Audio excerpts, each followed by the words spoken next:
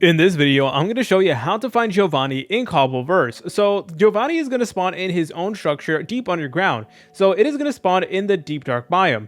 So what I recommend that you guys do is I recommend that you guys go caving or something like that, and you should be able to find it from there, or you guys could go strip mining and stuff like that. So they are a little bit rare, and for context, the deep dark biome is the same biome where ancient cities naturally spawn in. So that is the biome you want to look for whenever you're trying to find Giovanni. But if you guys have commands turned on, what you could also do is you could do /locate and then structure, then type in Cobbleverse right over here, scroll down, and then you should be able to actually find Giovanni. So here it is. Then press on enter just like so. Then it is going to give you the coordinates of the nearest place where Giovanni is.